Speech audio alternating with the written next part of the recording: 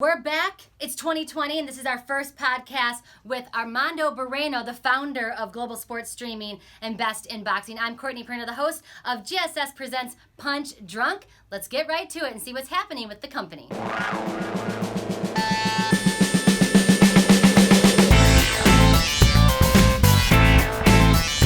Welcome to GSS Presents Punch Drunk. I'm Courtney Perna, your host, here with my buddy and the founder of GSS and Best in Boxing and Best in MMA and Best in Awards, Armando Bareno, all of the above. Throw them all in. I know, right? How you doing? It's the first time I've seen you in 2020. I know. This is our first show since what? Like, we did it in November of last year? That's the last show? You did one without me. We need to. And I was not. I did too. I was not happy about it. I actually texted him. I'm like, are you mad at me? Like, what is going on? But he said it was just to promote that event that we had on February 28th, which we'll talk about in just a few minutes. But first, you know, I'm bringing the sexy.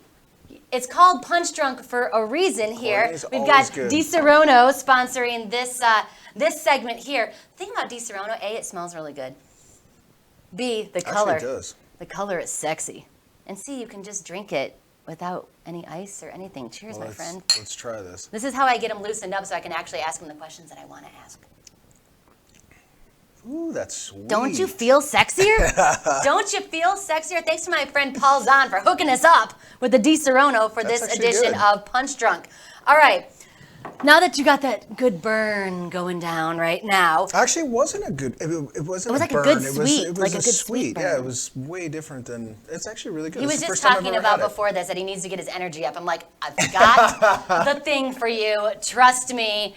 That's why I'm your friend. All right, so let's talk about 2020. What's going on? Well, we've already kicked off. So we had our first event February 28th. That was in Tijuana, Mexico. That's why he could not come to my birthday brunch. Let's just put it Exactly, out there. It was in Mexico. Yes. So yeah, it was at the Big Punch Arena, which is an awesome little tiny. Tijuana, right? Little tiny arena where the fighters, the fans are right there on top of it. So it's a cool venue. You said it's raucous. Yeah. Like, because the fans are literally right there. Yeah, I mean, it's like a 300, maybe 400 seat venue. And so when it's packed, because it's, I mean, maybe 500 square feet on each side of the ring. So you're not talking a lot of room on each side. So maybe total 2,000 square feet.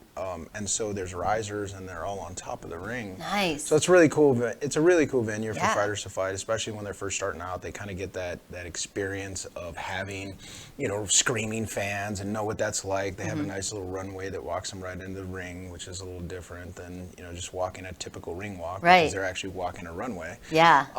Into the ring. And it was a great show. There was really good fights on the card, and we had a lot of people watching, so that's the goal, right? The more people watching, the more exposure the fighters get, and that's how we kicked off the year. And then we finished that and we moved right on to the next one. So now we move to March 21st will be our next show, which is in Stockton, which is our first time in Stockton, California. Big shout out to Stockton for welcoming us in. I know Stockton is a big fight community. Yeah. I mean, you got the Diaz brothers from the UFC who are up there. And so you've got a lot of talent out of there. You got a lot of pro fighters that come out of Stockton. A lot of buzz going on in It's there a tough too. area, so it breeds a lot of boxers. I like that. That's what we love, the passion that they have. Oh, yeah. Turning that passion or that fight or that anger or whatever it was, getting out and putting it into the ring and being able to make some money off of it. And I know that you're helping a lot of those fighters, and that's why people love Best in Boxing. I mean, when I hosted Vestan Awards not too long ago, seems like forever ago, but just seeing how excited some of the fighters were to get those awards and to be recognized, and you're helping put them on a platform, with their craft and with their art. And I know that it's so exciting to be able to do that. Yeah. So, well, I mean, just like any athlete or anybody, they want recognition for what it is they do. And a lot of these fighters, they don't get that recognition until years into the sport. I mean, we're talking 5+ years of just busting their butts as a professional, not including their amateur. Right. And so to give them a little recognition with awards, I feel like that was a good first step. I mean, obviously it's not as professional and robust as I want it to be just yet, but it's going to get there. We're gonna continue to grow. We're going to continue to do the awards and do it in a way that it brings recognition. It's something for the fighters to look forward to every year. That hey, I busted my butt and I performed on Best in Boxing say 4 times, and that's 4 opportunities I get to get recognition for what it is I did. Right. So. And you mentioned being a professional for so many years. What I learned when I interviewed my buddy Tu Fuego, that how much little you make than I thought they did. You know what I mean? So that having Best in Box, I know you're doing such a great job, and the vision that you have to push not only the sport forward, but the way that we're watching sports in general, I think is a really great thing and the boxers are so excited about it. Yeah. That's awesome. So to keep pushing it forward, to keep that vision going, to keep changing the entire sports viewing market, you need money, honey. Yeah, I've always been very honest with people about where it is I'm at with the company. Right. And one of the things that I realized going into it is that just doing shows to do shows is not going to generate the type of money in order to do the long term. It helps the exposure it's of the 100%. boxers, which That's is why really I did big. it. That's why I started doing it.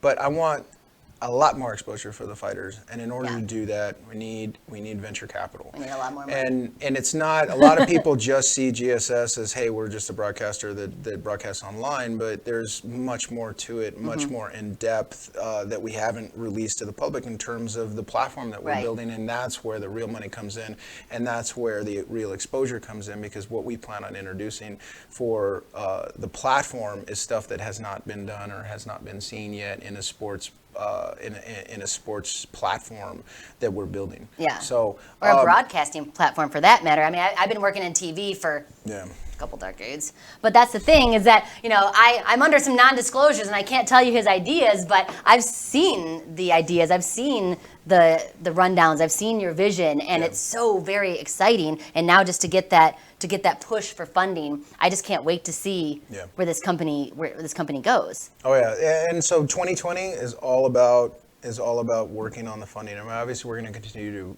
to do fights and put our efforts towards the exposure and working on bringing exposure to new fighters that come on the platform, as well as fighters. We've had guys who fought on our show 9-10 times already, so that's great. That's the whole point, right? Is to get guys who've had 11 fights, but 10 of those fights have been on our show, and that's 10 fights that the world gets to see over and over again. And that's what happens when we put this stuff up on video on demand. The fighters get the exposure that they deserve over and over and over again, not just their family and friends, but we have people.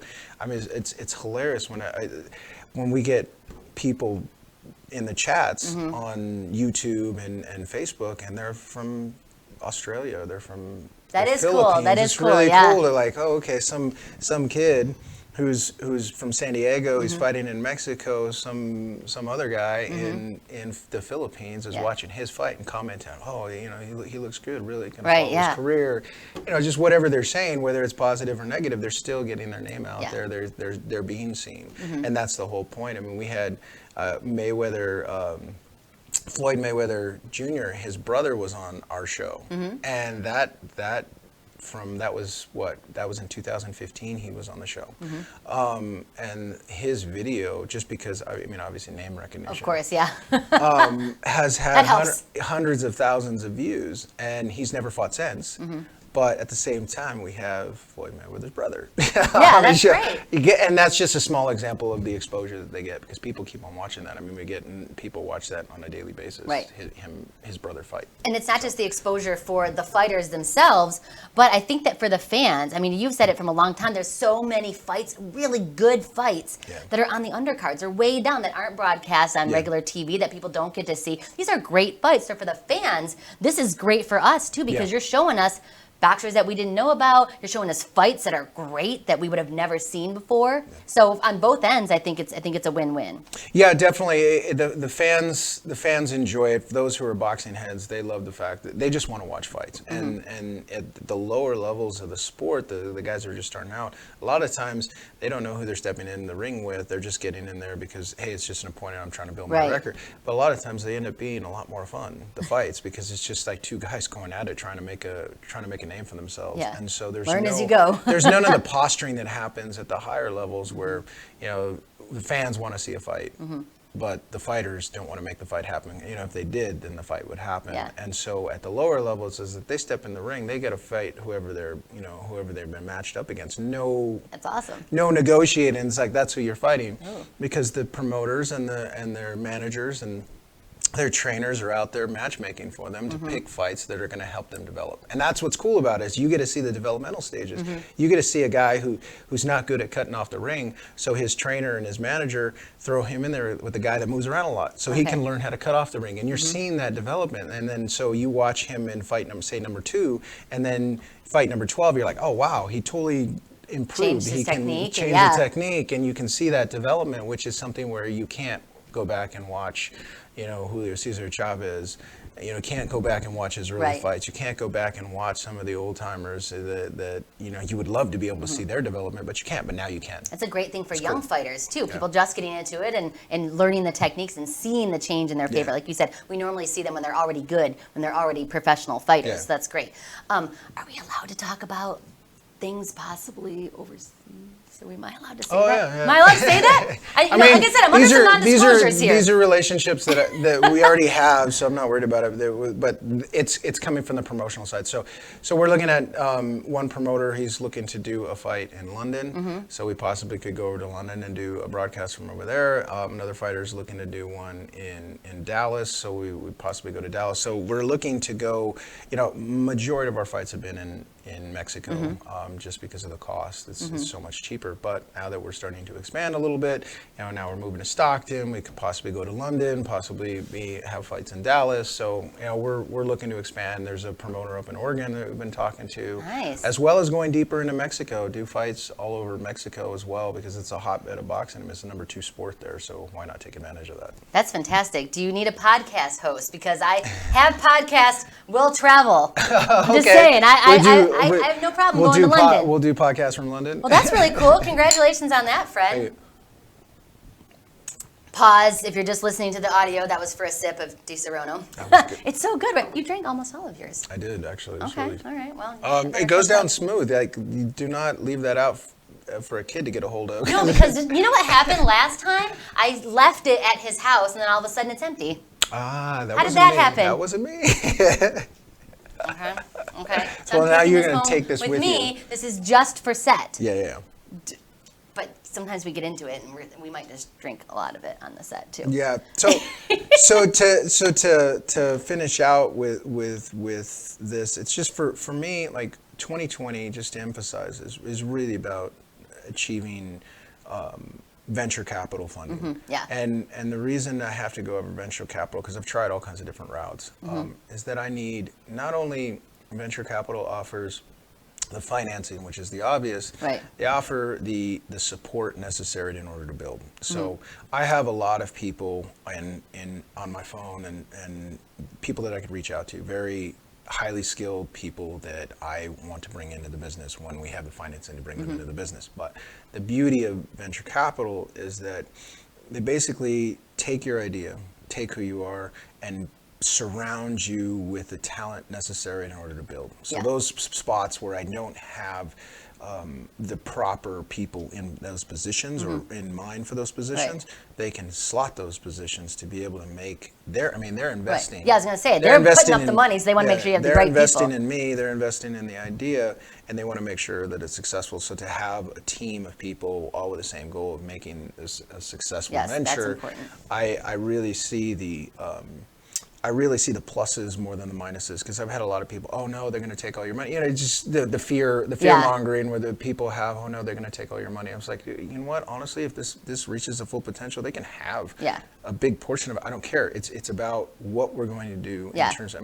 In terms of what we're going to do with these fighters, what we're going to do with these athletes, and what we're going to do. The bottom line is people are going to pay for this platform, so we want to be able to entertain them. Yes. And so when we reach the full potential, there's going to be more than enough money to go around. So why should I approach it from a I don't want to give my money away? Now I'm the mindset. My mindset has always been from abundance. So I feel like the venture capital is the perfect route. It's the perfect route for me and the ideas that I have. And I think that if people don't know you, if you don't know my friend Armando here, that's kind of how he has always been. It's never really been about having the money for him. Like, I have this great idea and I'm going to make all this money off of it. It's been, how can I put this money towards the sport of boxing, towards these boxers, towards these fighters and the managers and everybody. And it's kind of like I'm successful, we're all successful type of thing. So I think that that's part of where the vision that you have is so important, and it's not just about you, and it's not just personal. Well, it is personal because the boxing is personal to you. Helping the fighters is personal to you, and that's where I think that having that venture capital that you're going to use, hopefully, if you're watching or listening right now, come on down. But to use it really for the greater good. Yeah. And that's who he is. I've known him for a long time, 15 years, something like that. Something like that. He's always been that, and that's one of the things that I love most about you. So thank you so much. Cheers. You have like one Cheers. little tiny sip left. Little tiny sip left. I'm keeping the rest of this for me. You are done, sir. Thank you very much for watching, and we'll see you next time on GSS Presents Punch Drunk.